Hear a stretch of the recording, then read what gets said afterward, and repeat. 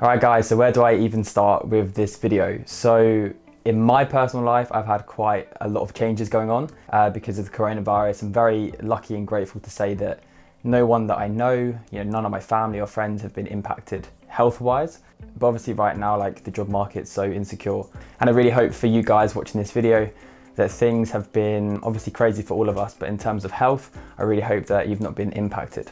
So personally for me, I lost my job because of the coronavirus.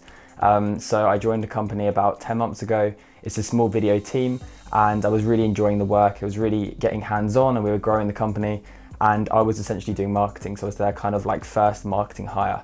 So really loved that work, and unfortunately, because of the coronavirus kind of stopping in-person events, a lot of kind of filming and recording couldn't be done. And yeah, so for me, I did lose my job because of coronavirus. This isn't a video trying to get sympathy, but a lot has happened since then. And I've essentially been starting the journey of going self-employed. And I wanted to sit down and just kind of talk to the camera, which I'm still getting used to basically talk through this, because right now I am going through this crazy roller coaster of being self-employed.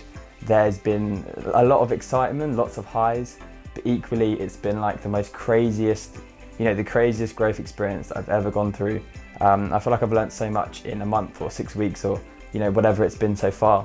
And I wanted to take you guys on that journey. So if you're a fan of Gary Vee, you'd have heard of his saying, which is document, don't create. So essentially he's a huge advocate for basically hitting record and just kind of sharing what you're going through. Or that could be journaling, starting a newsletter or blog, just essentially keeping track of what you're going through and what you're interested in. And for me, since I was like 18, kind of going into university, so 17, 18, I was always really interested in business and kind of entrepreneurship.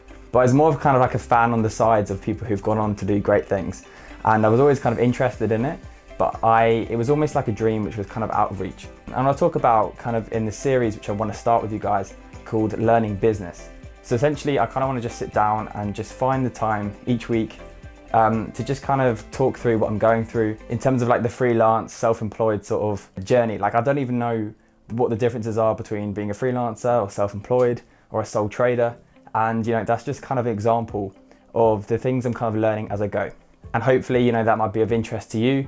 Maybe you want to go self-employed one day, you want to be a freelancer, you're interested in starting a side hustle. And I really kind of hope that from just kind of documenting the struggles and to really kind of show, like, I had this conversation with a client, or today I had to figure out invoicing, or today I actually had a dilemma because somebody came to me asking to hire me and I don't think it's a good fit.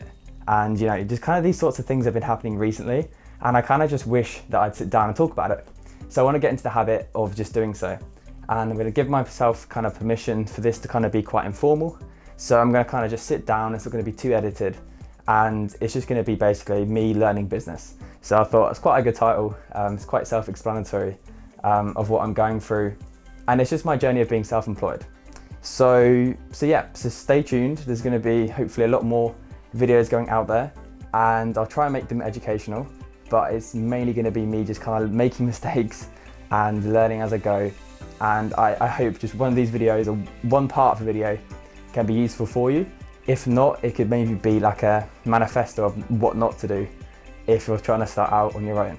So I'll leave that first video there. So I would love to hear in the comment section, what have you been going through? So how's your last couple of months been?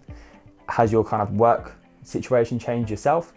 Are you in the same situation as me, potentially starting out on your own? You're not sure what that's going to look like, but if anything, maybe this is like a final thought, it kind of feels like the safest route right now.